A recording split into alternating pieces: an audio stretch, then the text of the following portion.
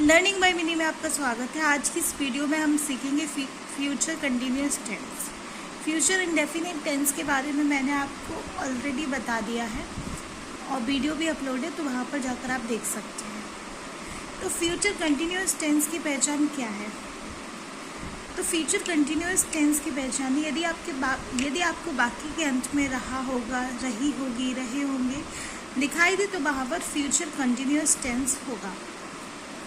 जब भी आप फ्यूचर कंटिन्यूअस टेंस का अफर्मेटिव सेंटेंस बनाते हैं तो आपको विल बी या शैल बी का प्रयोग करना पड़ता है।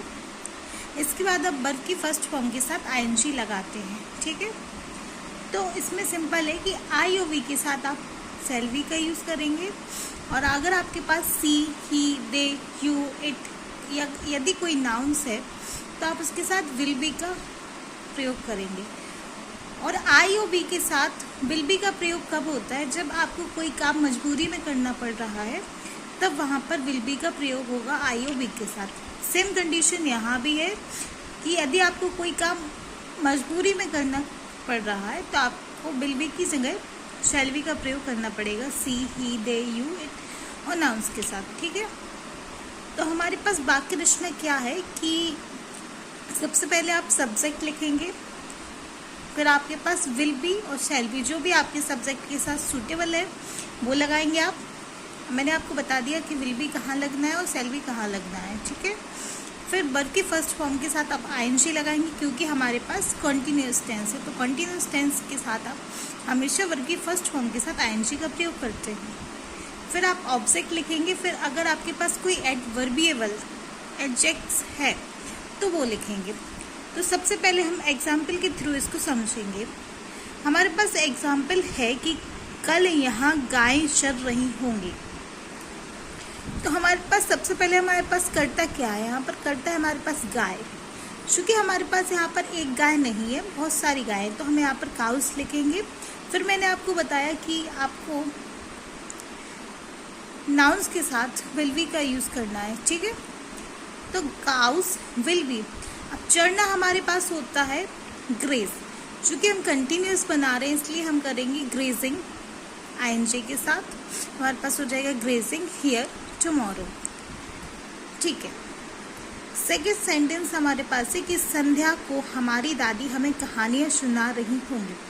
सबसे पहले आप मुझे बताइएगा कि आपके पास कौन सा सेंटेंस है? हमारे पास कौन सा टेंस है?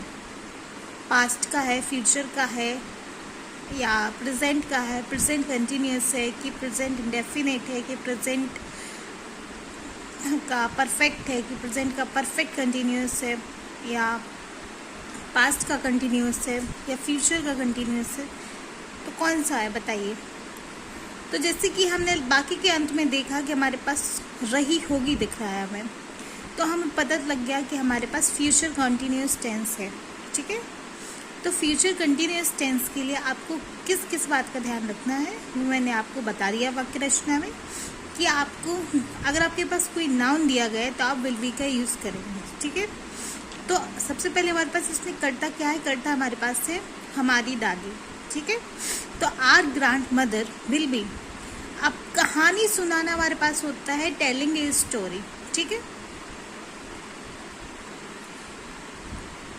तो सबसे पहले हमने लिखा है our grandmother will be telling, ठीक है।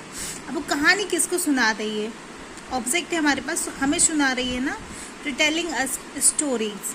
अब वो एक कहानी नहीं सुना रही है, हमको बहुत सारी कहानियाँ सुना रही है, इसलिए हम यहाँ पर सिंगुलर का प्रयोग नहीं करेंगे, प्लूरल का प्रयोग करेंगे। तो इसलिए मैंने यहाँ पर स्टोरीज लिखा है, ठीक है।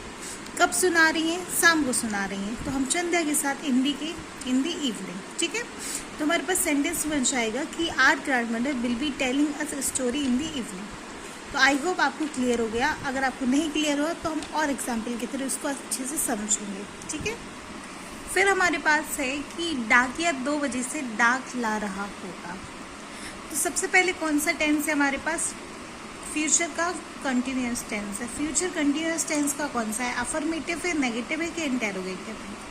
तो हमारे पास चूंकि यहाँ पर कोई भी नेगेटिव वर्ड का यूज़ नहीं हुआ है, कोई भी इंटेरोगेटिव वर्ड का यूज़ नहीं हुआ है, तो हमारे पास कौन सा हो जाएगा? अफर्मेटिव सेंटेंस हो जाएगा फ्यूचर कंटिन्यूअस का। अब पहचाना कैसे हमने कि हमारे पास फ्यूचर कंटिन्यूस ही है ये।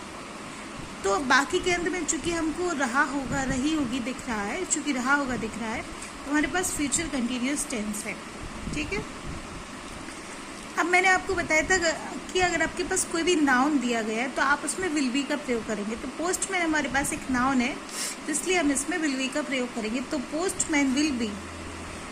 अब ब्रिंग मतलब होता है हमारे पास लाना। चूंकि मैंने आपको बताया था कि आप वर्ब के फर्स्ट फॉर्म के साथ कंटिन्यूस टेंस में चाहे पास्ट का यूज़ करें, चाहे प्रेजेंट का हो, चाहे फ्यूचर का, किसी भी तीनों सेंटेंस में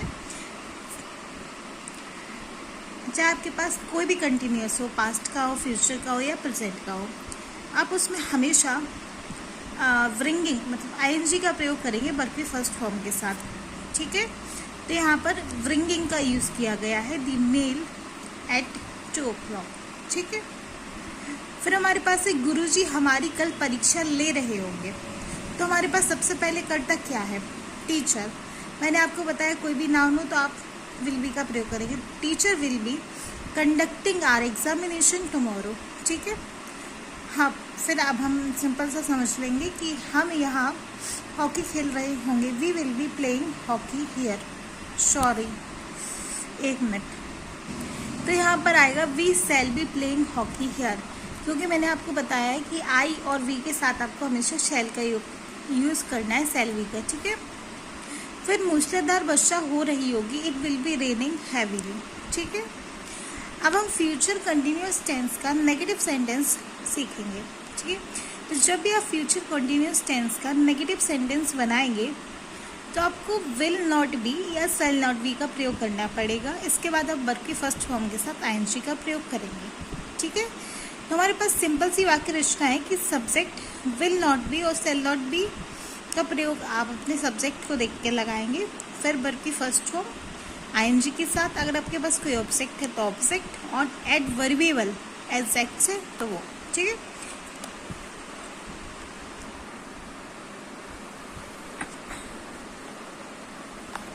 तो हमारे पास क्या है?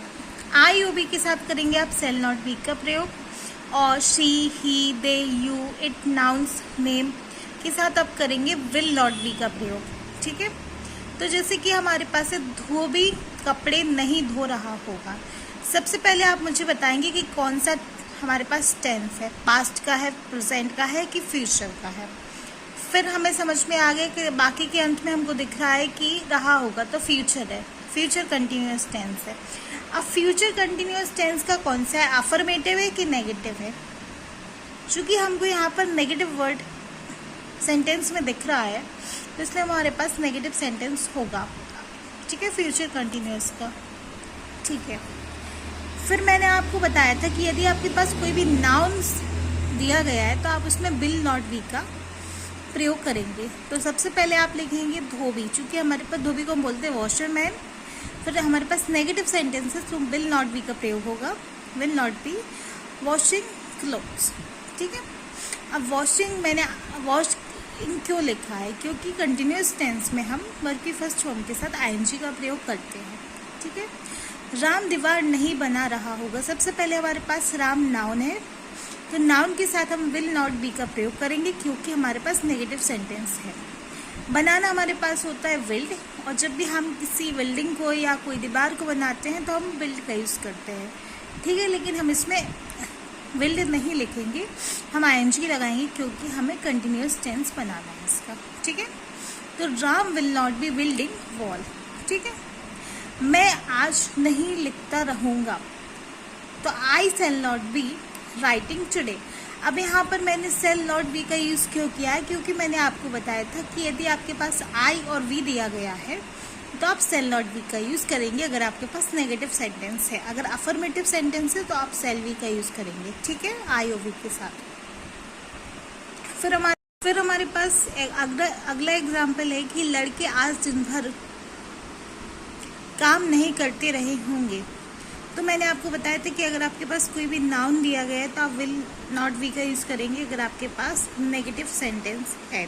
तो अगर आपके पास अफर्मेटिव सेंटेंस है तो आप विल बी का यूज़ करेंगे। ठीक है। तो चूंकि हमारे पास नेगेटिव सेंटेंस है इसलिए विल नॉट बी का प्रयोग करेंगे। तो वॉइस विल नॉट बी अब वर्क के साथ आईएनजी लगाएंगे क्योंकि हमारे पास कंटिन्यूअस टेंस है। वर्किंग ऑल द डे, हम दिन भर को बोलते हैं ऑल द डे या थ्रू आउट द डे, ठीक है। टुडे, मैं वहाँ नहीं जाता रहूँगा, I shall not be going there. Ram यहाँ रोज नहीं आता रहेगा, Ram will not be coming here daily, ठीक है। तो हमारे पास यहाँ पर नेगेटिव सेंटेंस कंप्लीट हो गया है फ्यूचर कंटिन्यूअस टेंस का। अब हम सीखेंगे इसका इंटेरोगेटिव सेंटेंस।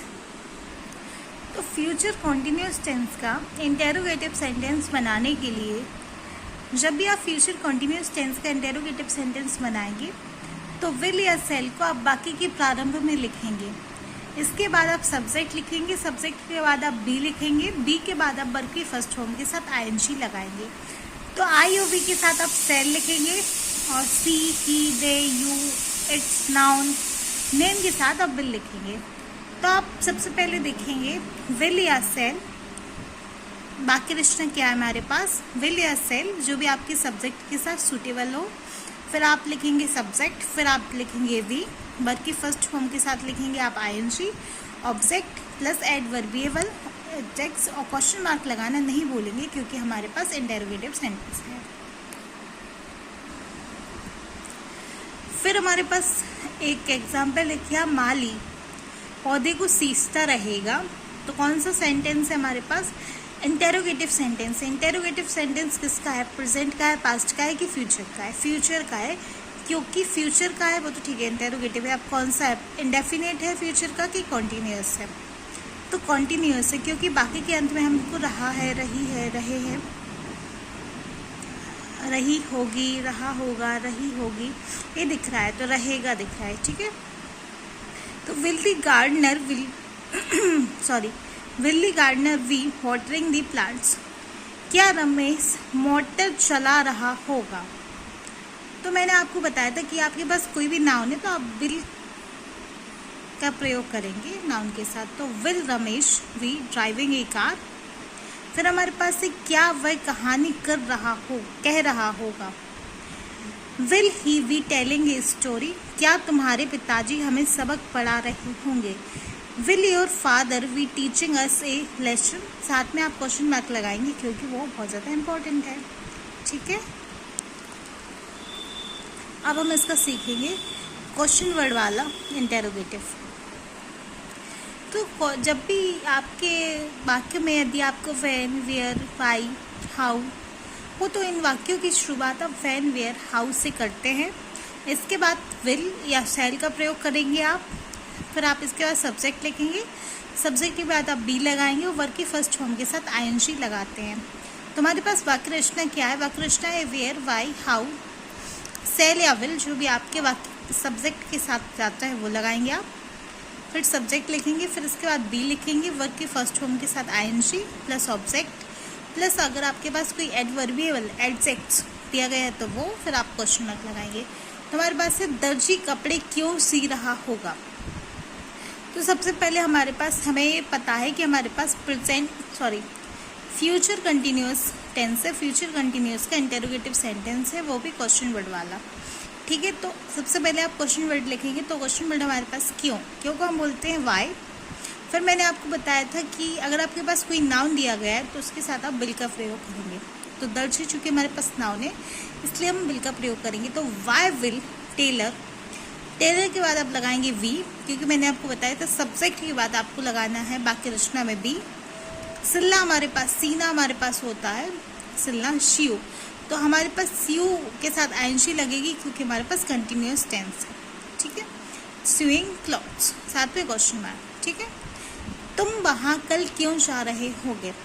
तो सबसे पहले क्वेश्चन वर्ड लिखेंगे तो वाई, मैंने आपको बताया था कि यू के साथ आप विल लिखेंगे। तो why will you we going there tomorrow, ठीक है। फिर हमारे पास है मैं तुम्हारी प्रतीक्षा कब से कर रहा हूँगा, ठीक है। तो when shall I be waiting you. Ram उससे अकारण क्यों घृणा कर रहा होगा। Why will Ram be hating him without any reason, ठीक है। तो हमारे पास ये वाला सेंटेंस भी कंप्लीट हो गया। अब इसका हम इंटेरोगेटिव प्लस नेगेटिव वर्ड देख लेते हैं। फिर नेक्स्ट वीडियो से हम फ्यूचर का परफेक्ट देखेंगे। परफेक्ट टेंस देखेंगे। तो जब भी आप इंटेरोगेटिव प्लस नेगेटिव बनाते हैं future tense, future continuous tense का, तो सबसे पहले आप वैन, वर, शैल या विल से बाकी को आरंभ करते हैं, ठीक है। बाद में आप सब्जेक्ट और नॉट वी और वर्ब की फर्स्ट फॉर्म के साथ आईएनजी लगाते हैं और क्वेश्चन मार्क अंत में लिखते हैं, ठीक है। तो अगर आपके पास कोई नॉर्मल इंटेरोगेटिव प्लस नेगेटिव है, आपको क्वेश्चन वर्ड नहीं दिया गया है, तो आपकी वाक्य रचना रहेगी will, shall plus subject plus not V verb की फर्स्ट फॉर्म के साथ ING plus object plus adverbial adjuncts साथ में क्वेश्चन मार्क। अगर आपको क्वेश्चन वर्ड दिया गया है तो क्या वाक्य रचना रहेगी? सबसे पहले आपके पास जो भी क्वेश्चन वर्ड है वो लिखिएगा, फिर शैल या will, subject plus not be plus verb की फर्स्ट फॉर्म के साथ ING plus object plus adverbial एडजेक्ट्स। जैसे कि हमारे पास सिंपल है सबसे पहले कि क्या सूर्य पश्चिम में नहीं डूब रहा होगा, तो हमारे पास इंटेरोगेटिव प्लस नेगेटिव है, लेकिन हमारे पास कौन सा है, मतलब हमारे पास ऐसा है कि हमारे पास इसमें क्वेश्चन वर्ड नहीं दिया गया है, तो हमारे पास नॉर्मल है, ठीक है। तो विल दी सन